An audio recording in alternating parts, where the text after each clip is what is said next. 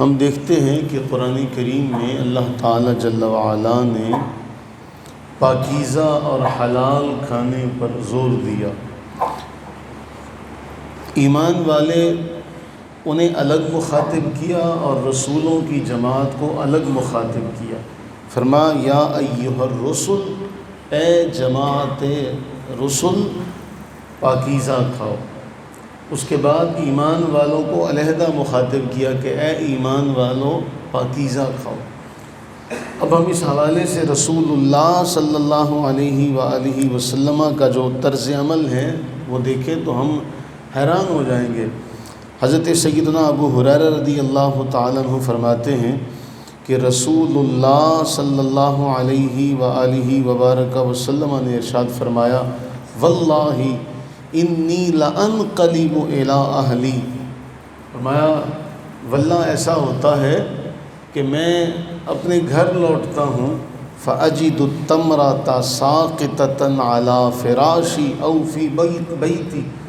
تو مجھے کھجور ملتی ہے وہ میرے گھر میں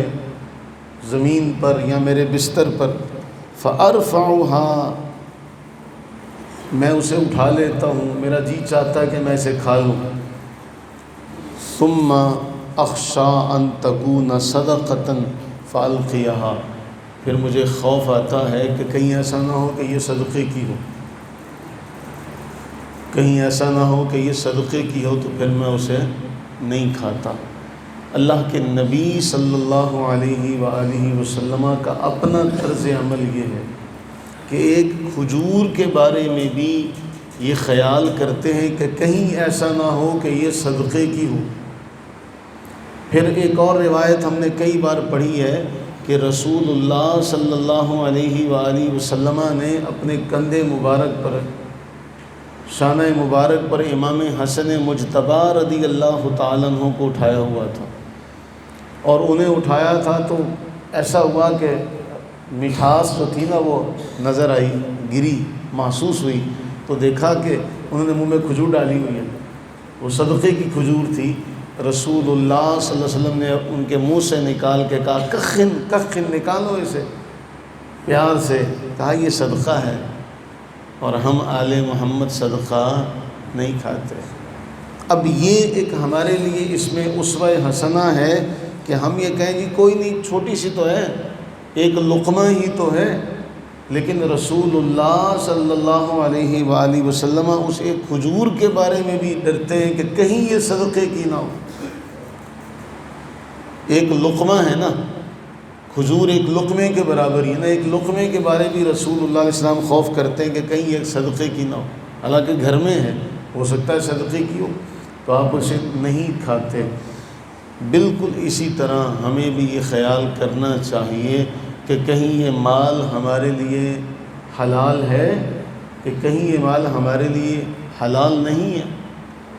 ہم اسے دیکھیں کہ یہ اس پر ہمارا حق ہے یا اس پر ہمارا حق نہیں ہے، اور ہم کھاتے ہوئے اس بات کا خیال کریں کہ اسے ہم حلال ذریعے سے حاصل کر رہے ہیں۔ کیوں؟ ایک ہے حلال کمانا،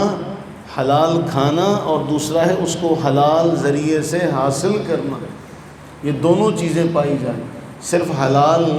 کھا لینا کافی نہیں ہوتا، اس کو حلال ذریعے سے حاصل کر لینا بھی ہمارے لیے لازمی ہے۔